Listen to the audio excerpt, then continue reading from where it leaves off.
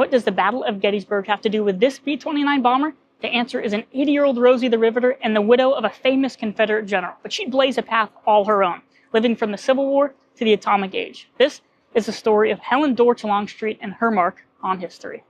Hey guys, we're here at the Udvar Hazy Center. Behind me is the Enola Gay, the B-29 superfortress that dropped the first atomic bomb on Hiroshima. Now, Helen Dortch was born April 20th, 1863, a few months before the Battle of Gettysburg. She would go on much later to marry one of the rebels' most controversial generals, James Longstreet. Now, she was 34, he was 76. That's quite the age gap. But after he died 6 years later, she would spend several years trying to restore his reputation at Gettysburg. And she also lived quite the life. She was a champion of women's suffrage, of civil rights. She was the first woman to hold office in the state government of Georgia, there in the state library. She was also a delegate to the Progressive Party and a big advocate for Theodore Roosevelt. When the Second World War broke out, it's no surprise that Helen wanted to do her part for the war effort and prove her patriotism. Now, there were thousands of subcontractors that made different components for the B-29 superfortress, but they were only assembled at just 4 different plants across the country. One of those, Marietta, Georgia, where Helen Dortch Longstreet, at 80 years old, yes,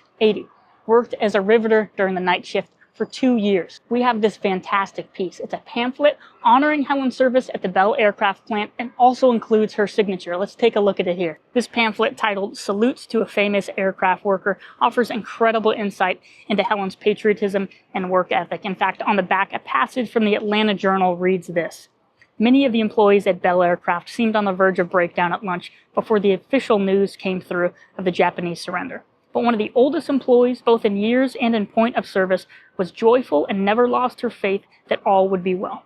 She is Mrs. James Longstreet, widow of the famous Confederate general of the war between the states. I've been an assembler and a riveter for about 2 years," she said, "and have never lost a day from work or have been a single minute late.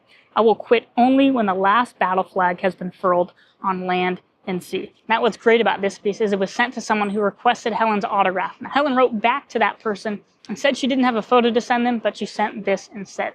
That's way cooler than a photo. Now, Helen's ambition, along with so many others, is truly reflective of the American spirit. It shows how civilians on the home front played vital roles in helping us support our troops abroad and ultimately win the war. Thanks for watching episode 1 of Marks of History. Follow along as each week will feature a signature and story of an American hero.